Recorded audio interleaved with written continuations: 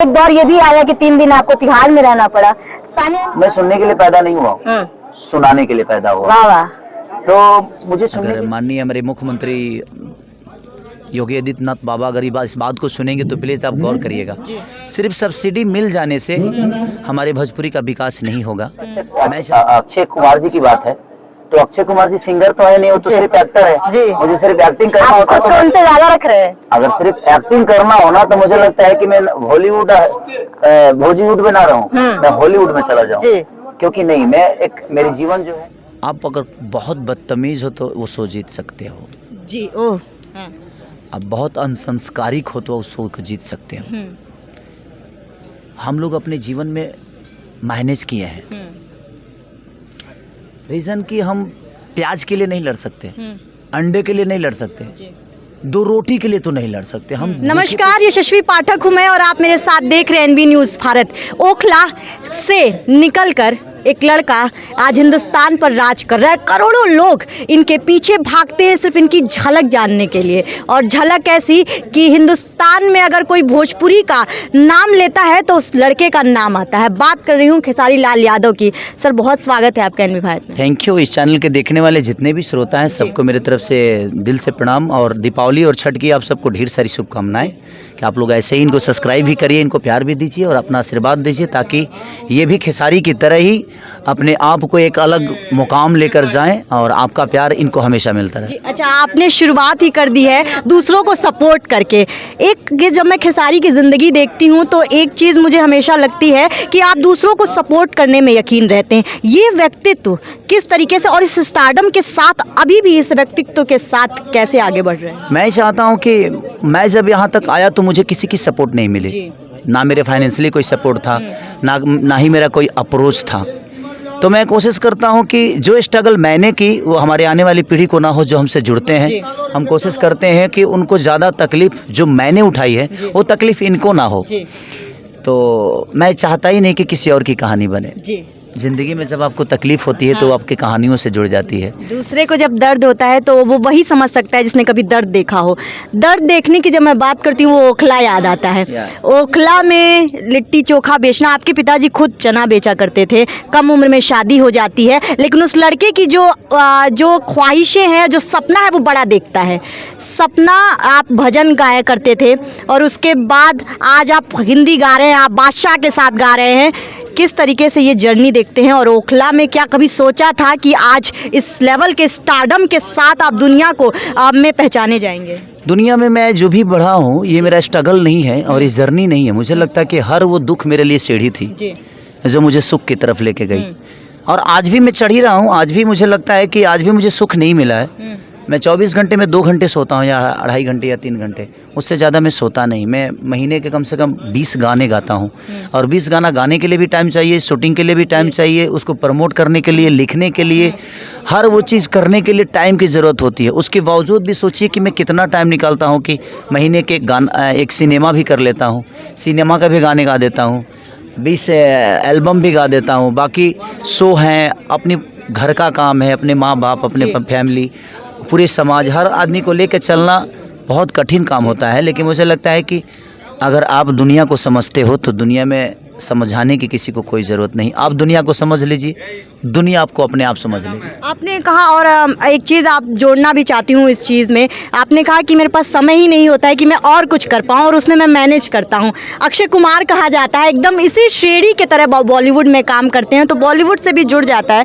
भोजपुरी में हर महीने अगर किसी का गाना आ रहा है, किसी की पिक्चर आ रही है, किसी का अनाउंसमेंट आ रहा है, अगर किसी के व्यूज़ जो हैं वो करोड़ों में जा रहे हैं तो वो सिर्फ एक नाम है, वो खेसारी लाल यादव है। इसके साथ प्रतिद्वंदी भी बहुत आते हैं, साथ चलते हैं, उनको कैसे? प्रतिबंधी नहीं है, हम मान लेते हैं इसलिए प्रतिबंधी हैं। वो हमारी ताकत है, वो नहीं रहेंगे तो मैं कमज़ोर हो जाऊंगा। मेरे कहने का मतलब कि मैं गलत हूँ, सही हूँ या क्या हूँ, मैं इंसान हूँ। तो मेरा प्रतिबंधी मेरे सामने नहीं रहेगा तो मैं तो कमज़ोर हो जाऊंगा ना। मैं लड़ूंगा किससे? आप चाहते हैं कंपटीशन रहे आपके? बिल्कुल, मैं चाहता हूं और मेरी कंपटीशन किसी से है भी नहीं। मैं खुद से लड़ता हूं। मुझे लड़ने के लिए कोई आदमी नहीं चाहिए। मैं खुद से लड़ता हूं। मैं अपने जीवन में मैं दुनिया से प्यार करता हूं, खुद से नहीं। मैं अपने आप को जलाता हूं ताकि मैं हर हथियार का रूप ले सकूं और कोशिश हमारी। और जहाँ तक अक्षय कुमार जी की बात है, तो अक्षय कुमार जी सिंगर तो है नहीं, वो तो सिर्फ एक्टर है। मुझे सिर्फ एक्टिंग करना होता है। खुद को उनसे ज्यादा रख रहे हैं। अगर सिर्फ एक्टिंग करना हो ना तो मुझे लगता है कि मैं बॉलीवुड में ना रहूं, मैं हॉलीवुड में चला जाऊं। क्योंकि नहीं, मैं मेरी जीवन जो है संगीत से है और एक सिंगर एज ए सिंगर मैं पहले एस्टेब्लिश हुआ, तो मुझे लगता है कि मैं इसके बिना मर जाऊंगा। जितना भगवान मुझे दे रहा है और लोगों का जितना प्यार मिल रहा है ये बहुत है। इसी को हमें बचा के रखना है और अपने भाषा के लिए, अपने भाषा के गरिमा के लिए जिस क्षेत्र में जाकर हमें काम करना होगा, मैं कोशिश करता हूं कि मैं अपने बॉडी से लेकर, अपने ऊर्जा से लेकर, अपने ना सोकर भी दुनिया को जगाए रखूं। ये हमेशा मेरी कोशिश रहती है। भाषा पे आऊंगी, लेकिन उससे पहले एक सवाल याद है। आपने कहा कंपटीशन आप किसी को नहीं मानते, मेरा खुद से कंपटीशन है। खेसारी का खुद से कंपटीशन चल रहा है इस हिंदुस्तान में। खेसारी नाम बनाने आया है और नाम बना चुका है, लेकिन बहुत से ऐसे लोग इसी भोजपुरी इंडस्ट्री में है, बहुत सारे विवाद में भी आप रहते हैं, एक कंट्रोवर्सी भी एक साथ चलती है। उस पर क्या जवाब देना चाहेंगे? क्योंकि हमने एक लाइव भी देखा जहां पर आप और एक बहुत बड़े स्टार भोजपुरी के लड़ते नजर आए। इस तरीके की चीज़ें में स्टारडम किस तरीके से हाथ देता है? और मैं कहूँगी कि भोजपुरी या हिंदुस्तान बट गया था। आधे से ज़्यादा लोग जो आपके साथ खड़े थे बोल रहे थे कि मेरा खेसारी गलत नहीं कर सकता है। इस तरीके से कैसे चीज़ों को हैंडल करते हैं जब इतना बड़ा चेहरा इस तरीके की बात करता है? नहीं, देखिए, कहने के लिए देखिए कुछ भी कहा जा सकता है कि दुनिया मुझे क्या बोलती है नहीं बोलती है, लेकिन मैं अगर उनकी बातों को सुनूं तो मुझे लगता है कि मैं काम नहीं कर पाऊंगा। मैं सुनने के लिए पैदा नहीं हुआ हूँ, सुनाने के लिए पैदा हुआ हूँ। तो मुझे सुनने की ज़रूरत ही नहीं है, वो मुझे ज़्यादा से ज़्यादा सुना सकते हैं। मैं यही बोलता हूँ सबको कि भाई अगर मेरे पीछे आपको आना है, जिनको देखिए कुछ होता क्या है कि भोजपुरी इंडस्ट्री की एक प्रॉब्लम क्या है कि उनको बड़ा बनना होता है ना तो सिर्फ खेसारी को टारगेट करते हैं। उनको खेसारी को गलत बोल देना है, खेसारी को कुछ बोल देना है। क्यों खेसारी? आपने कभी सोचा नहीं कि क्यों खेसारी? तो मुझे खुशी होती है यार कि कम से कम मैं उस लायक हूँ ना कि कम मेरा नाम लेकर वो बड़ा हो जाता है। तो कहीं ना कहीं लोगों का प्यार खेसारी को मिलता है और खेसारी को कोई अगर कुछ बोल देता है तो बोलने वाले 2 4 5 10 लोग ही हैं, लेकिन मुझे प्यार करने वाले अरबों में लोग हैं, करोड़ों में हैं। तो मैं उन करोड़ों फैन के या करोड़ों प्यार करने वालों की चाहत की काम करूं कि उन 10 लोगों के पीछे अपना ऊर्जा बर्बाद करूं। तो मेरी कोशिश ये रहती है कि मैं उन करोड़ों के लिए काम करूं, उन 10 लोगों के लिए नहीं जो मुझे नीचे गिराकर और अपनी अस्तित्व बनाना चाहते हैं। तो मुझे नीचे गिराने के लिए बहुत ताकत की ज़रूरत आएगी, क्योंकि आपको उतना मेहनत करना पड़ेगा। आप मेहनत करके मुझे पीछे कर दो, किसी के 2 गाली दे देने से मैं पीछे थोड़ी होने वाला। क्योंकि लोगों को एंटरटेन चाहिए, लोगों को काम चाहिए, लोगों को सिनेमा चाहिए, लोगों को भोजपुरी के लिए कौन बेहतर काम कर रहा है उसके विषय पे बात करनी चाहिए। लेकिन उनको लगता है कि नहीं 2 4 5 अगर अभद्र बोल देंगे या हम खेसारी को नीचा दिखा देंगे अपने जुबान से तो उससे मैं नीचा थोड़ी होने वाला हूँ। वो अगर 5 बात अगर मेरे लिए नीचा करते हैं तो मुझे लगता है कि 15 काम मेरा चढ़ जाता है उनके ऊपर। तो कहाँ कहाँ दाबोगे? तो मेरा कहना है कि हर आदमी को आगे आने के लिए मेहनत करने की ज़रूरत है, और मेहनत करके जो आता है वो टिकता है, और जो मेहनत नहीं करता है उसके लिए हर वो चीज़ें अधूरी हो जाती है। अच्छा खेसारी जी, आप स्टार तो हमेशा से रहे। जब मैं बात करती हूँ साजन चले ससुराल, रातों रात आप स्टार बन जाते हैं, लोग आपके लिए एक सेल्फी के लिए परेशान रहते हैं, लेकिन फिर एक गाना आता है ठीक है, जिससे जो स्टार की जो सफ़र थी वो मेगा स्टार और सुपरस्टार के बीच में आने लगती है। इन गानों के बीच फिर एक दौर ये भी आया कि 3 दिन आपको तिहाड़ में रहना पड़ा। सानिया मिर्जा वाली कहानी मैं चाहती हूँ दर्शकों को बताएं। देखिए, वो बीता हुआ कल है जी, और जेल कोई अच्छी चीज़ तो है नहीं, और जेल जाना तो हमारे पूर्वज भी गए। कौन सा गाना था अगर आप बता देते? जेल में पैदा हुए। कौन सा गाना गाया था आपने? वो काहे चुनलू सानिया, नथिया वाली सानिया दूल्हा खोजली पाकिस्तानी जी। तो वो किसी फ़ैन का, सानिया जी का कुछ केस था, ठीक है, वो सबका अपना होता है। मेरे भी फ़ैन पागल हो जाते हैं कभी कभी, खेसारी पे पत्थर चल जाता है तो बिहार बंद हो जाता है जी। तो वो उनकी दीवानगी है। तो अगर कोई किसी के लिए दीवाना है तो आप उसको रोक नहीं सकते। बेटा बंद कर दो इसको, पंखा को, क्योंकि आवाज़ जाएगी ना। इधर बंद करो, पंखा बंद कर दो बेटा, पंखा बंद कर दो, ज़रूरत नहीं है अभी। तो इसलिए उसको आप दरकिनार नहीं कर सकते। सबके अपने, आपके भी चाहने वाले हज़ारों करोड़ों में लाखों में होंगे, मेरे भी चाहने वाले हैं। तो ये उनका अस्तित्व है कि बेचारे क्या सोचते हैं, और उनकी चाहत को हम रोक नहीं सकते। आपके चाहने वाले मुझे भी गाली देंगे तो बुरे कैसे हो गए? वो जिसको प्यार करते हैं उसको करते हैं ना भाई। वो संगीत को प्यार कर रहे हैं, वो भोजपुरी भाषा के उस बेटे को कर रहे हैं, चाहे वो मैं हूँ चाहे कोई और है, लेकिन वो भोजपुरी भाषा का बेटा ही तो है ना। तो ये बहुत ज़रूरी है कि हमारा प्यार अपने भाषा के बच्चों के लिए, अपने भाषा के कलाकारों के लिए, ये मायने नहीं रखता कि हमारे भाषा के लोग का क्या। और मैं सबसे यही सलाह दूंगा कि आपको अगर अपनी भाषा को बड़ा करना है तो अपने भाषा के सारे कलाकारों को प्यार दीजिए, उनका निंदा मत कीजिए। करना है तो उनके मुंह पे आके करिए, ऐसा नहीं कि सोशल साइट पे आप अपने भोजपुरी के भाषा को अश्लील बता दीजिए। अगर आप एक बोलोगे तो बाहर के लोग उसको बुरा बोलते हैं कि हाँ भोजपुरी अश्लीले से शुरू होती है क्या यार। तो हमें विचारधारा उस पर रखना है कि जो अच्छी चीज़ आती है उसको प्रमोट करना है, जो अश्लील आती है उस पर बात ही नहीं करना। अगर हम बात नहीं करेंगे तो 10 लोग उसको नहीं सुनेंगे। इसलिए बेहतर यही है कि हम अपने भाषा की गरिमा को बड़ा करें, ये नहीं कि हम उसकी निंदा करें। बिहार का आपने जिक्र किया है तो एक सवाल मन में ये भी आता है, लालू प्रसाद यादव के नज़दीकी आप माने जाते हैं, कहते हैं रिश्ते बहुत अच्छे हैं। उत्तर प्रदेश में आप यहाँ पे गोरखपुर सीएम सिटी है, ये यहाँ पर शूटिंग कर रहे हैं आपको क्या लगता है बड़ी वजह जो बिहार में शूटिंग उस तरीके से नहीं हो रही है? सब्सिडी का भी कई तरह का दिक्कत आता है। कहीं मैं आपको सुन रही थी जहाँ पे आप बोले थे कि आधार कार्ड में जितने लोग हैं अपना बदलवा रहे हैं, वो क्या? हाँ, वो एक्चुअली देखिए होता क्या है कि अभी जिस हिसाब से थिएटर है, और मैं एक बात आपसे बोलना चाहता हूँ, अगर माननीय हमारे मुख्यमंत्री योगी आदित्यनाथ बाबा अगर इस बात को सुनेंगे तो प्लीज़ आप गौर करिएगा। सिर्फ सब्सिडी मिल जाने से हमारे भोजपुरी का विकास नहीं होगा। मैं चाहता हूं कि हम सामान हम बना रहे हैं, लेकिन हमें बेचने के लिए वो मॉल चाहिए, वो थिएटर चाहिए। तो मैं चाहता हूं कि कम से कम 400 थिएटर 500 थिएटर यूपी में है जो बंद पड़े हुए हैं। तो मैं आपसे रिक्वेस्ट यही करूंगा कि सब्सिडी के दम पे हम अपने भाषा को प्रमोट नहीं कर पाएंगे, क्योंकि सब्सिडी तो प्रोड्यूसर के घर में जाएगा, लेकिन अपने भाषा को बड़ा करने के लिए हमें दुकान चाहिए अपने सामान को बेचने के लिए। तो उस दुकान का भी प्लीज़ आप व्यवस्था करिए ताकि हम अपने भाषा के उस सामान को उस दुकान के अंदर रखें ताकि दुनिया आकर उसको खरीदे। ताकि हॉल का व्यवस्था मिलेगा तो शायद दुनिया आएगी, देखेगी, तो शायद ज़्यादा रिकवरी होगा अपना। योगी आदित्यनाथ का जिक्र कर दिया, तो राजनीति नहीं छोड़ूंगी तो उस तरीके का नाइंसाफ़ी हो जाएगा। राजनीति में मैं देखती हूँ भोजपुरी के जितने स्टार बड़े नाम लो, रवि किशन जी की बात करती हूँ, मनोज तिवारी की बात करती हूँ, दिनेश लाल यादव भी सांसद बन चुके हैं। आपको खुद चुनाव प्रचार करते हुए देखा गया था मनमड़ी जी के लिए।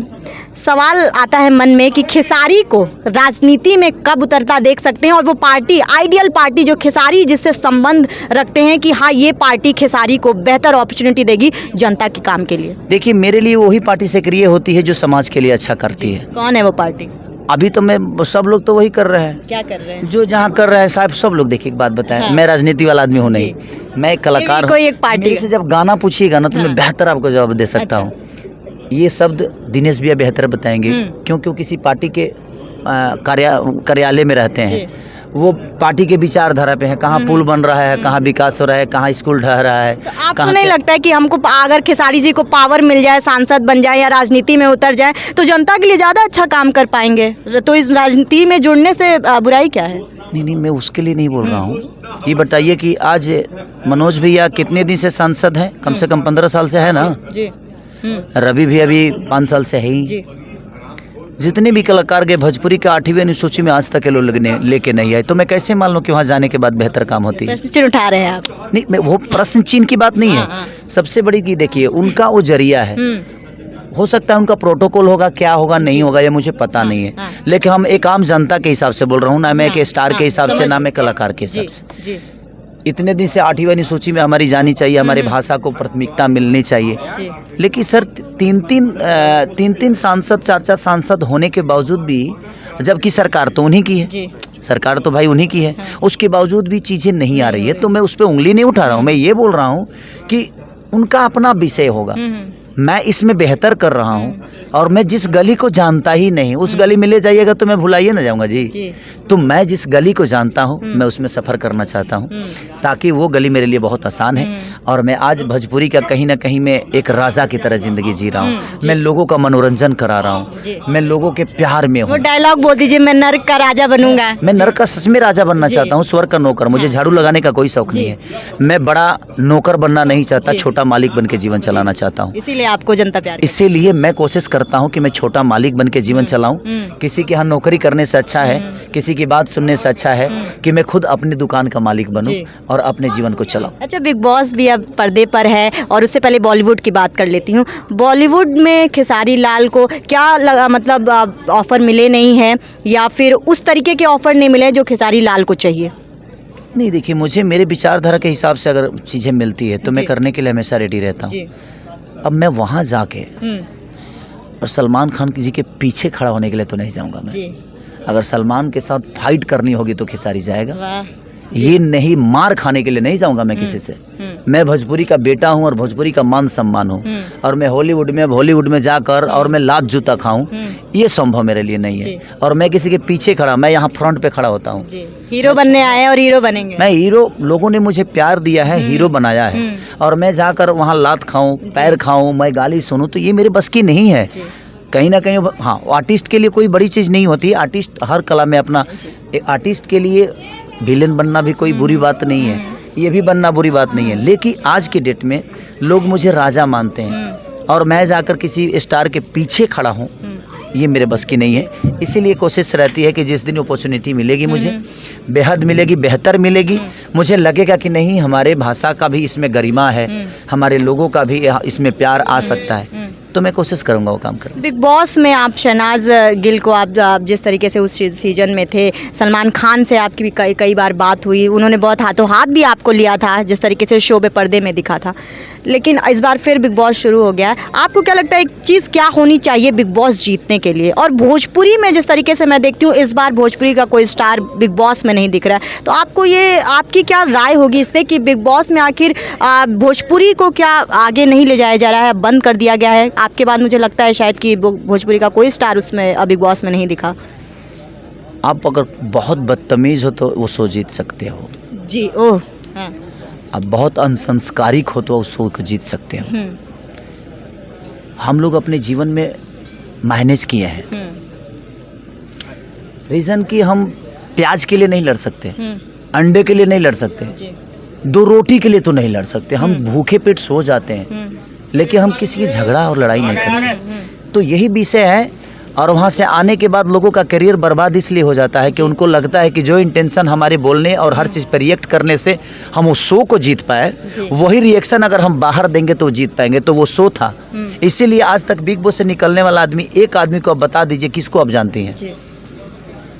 2 साल तक, 2 साल के बाद उसकी चेहरे तक दुनिया को याद नहीं रहती है कि ये कौन था, कहाँ से था। और हम लोग जहाँ हैं वहाँ हमारे लिए पर्दे लोग टिकट कटा के आते हैं, हम टीवी वाले लोग नहीं जी। अच्छा, बजाते जाते ठीक है वाला गाना, सबका डर से हुए हैं फरार, अब छपड़ा लौट के न जाएंगे, नूनी रोटी खाएंगे, जिंदगी संग ही बिताएंगे। ठीक है, देख रहे हैं, ठीक है। और जिस तरीके से खेसारी लाल यादव, मैं जब एक बड़े चेहरों को आपके सामने लेकर के आती हूँ जो प्रेरणा बनते हैं, वो उनके हर संदेश में हमेशा आपको एक चीज़ नज़र आएगी कि वो मैसेज देते हैं। मैसेज इस बात का देते हैं कि ज़िंदगी में अगर आपने सपने देखे हैं, ज़िंदगी में अगर आप ख्वाब देखना पसंद करते हैं, तो वो खेसारी लाल यादव बन करके आप बन सकते हैं। खेसारी लाल यादव जिस तरीके से उन्होंने ओखला से अपनी ज़िंदगी शुरू की, आज हिंदुस्तान मेगा स्टार के तौर पर जानता है। और जैसा उन्होंने कहा कि मैं राजा बनना पसंद करता हूं, मैं हीरो बनना पसंद करता हूं, तो अगर आपको हीरो बनना है तो सपने देखिए, उनके लिए संघर्ष कीजिए, और ये मत सोचिए कि ज़माना क्या सोचेगा।